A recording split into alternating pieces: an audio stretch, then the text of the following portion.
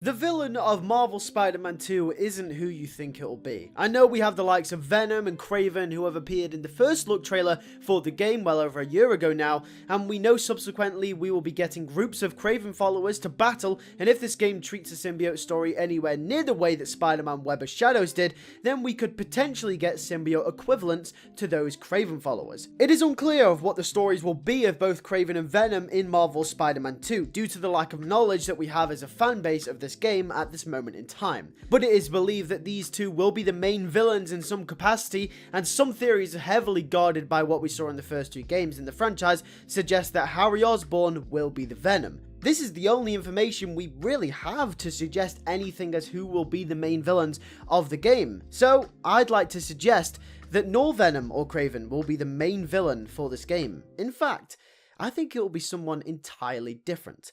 But who is that? Let me explain. Before we continue, I want to ask you a question. Do you enjoy watching Spider-Man and MCU content on YouTube? If so, then Lewis Unlimited is for you. With a vastly affordable price, you can get everything from exclusive bonus content, early access to new videos, influence over upcoming videos, and much more. If that sounds appealing by any means, go unlimited today. You won't regret it. Okay, back to the video.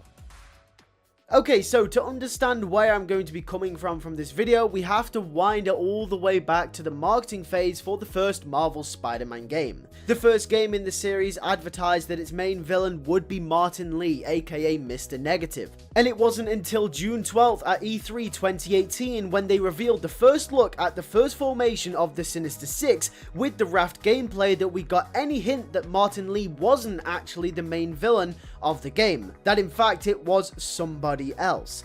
This carried on for the rest of the marketing run, with people speculating who this mystery villain and sixth member of the Sinister Six could be. Theories had ran saying that it could be Green Goblin, Venom, Kraven, but lo and behold, there was a whole section of the game that had not been revealed to us. Even when you are playing the game through the first 20 minutes, they decide to cover up the reveal of this mystery character through Peter's cell phone call with work, until it is revealed that this mystery character all along is in fact the villain, Doc Ock.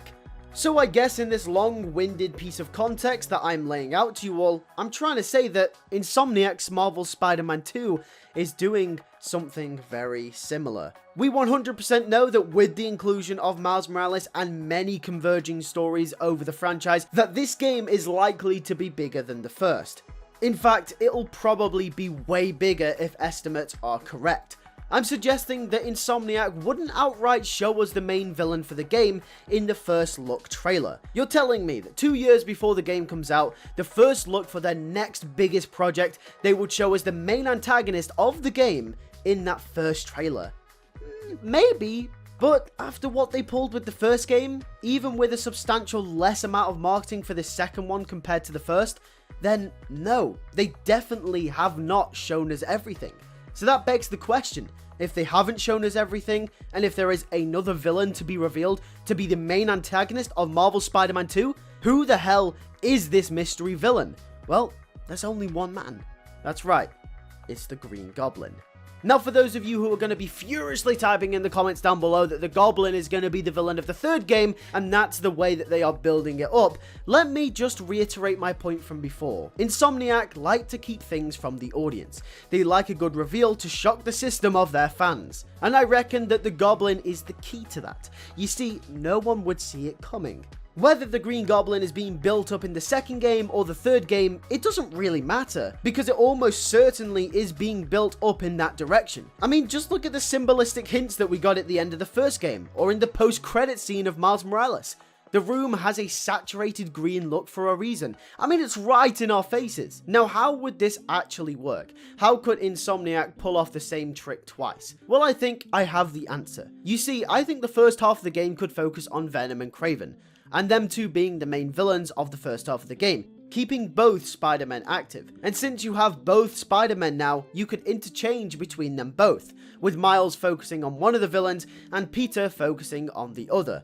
Now you see, if the story of the symbiote from any iteration of the comics at all, or even from any of the cartoons or the movies, you would know that Peter Parker gets the symbiote suit before Eddie Brock does, or the subsequent person to receive it after Peter Parker, which means that Venom is in fact the second person to inherit the symbiote most of the time. Well, in Marvel Spider-Man, it is shown that the symbiote is something that Oscorp is developing to keep Harry Osborn alive, similar to how the symbiote in the Ultimate Comics was created to cure cancer. Now, call me crazy, but because the symbiote is already in Harry Osborn's possession, I have no idea how you'd get that symbiote to Peter Parker first before then returning it to Harry Osborn or someone else for them to become Venom later on in the game. So I'm here to suggest, from a logical standpoint, it looks like Venom is going to exist way before Peter ever gets his hands on the symbiote.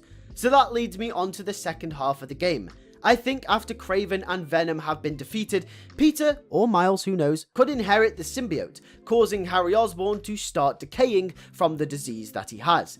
The symbiote was the only thing that was keeping him alive, but at this point in the story, Peter and Miles wouldn't know that. Therefore, the thought of losing his son would push Norman Osborn over the edge and would force him to become the Green Goblin to get the symbiote back. It's the perfect motivation.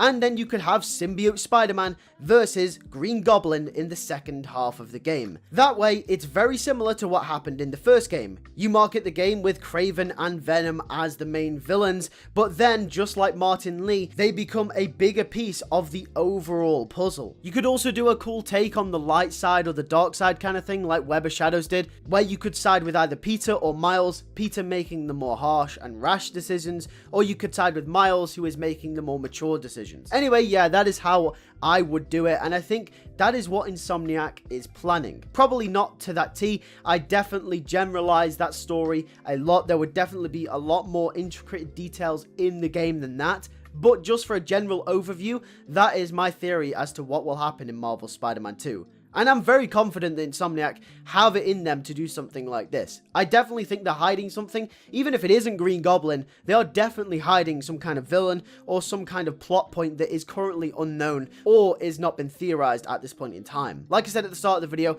they pulled it off with the first game, so there is nothing stopping them from doing it with the second game. Also, we have to consider the point that the game comes out in September, and they have been very secretive about the whole thing thus far. It's gotten to the point now where it worries me that it might actually get delayed. There have been no trailers or any significant promo for the game since that first look. Anyway, I hope you enjoyed this video. Let me know what you think in the comment section down below. I'd love to know what all of you think. Make sure to join Lewis Unlimited if you want awesome channel perks. It would really help me out. Make sure to hit that subscribe button and hit the bell for future videos.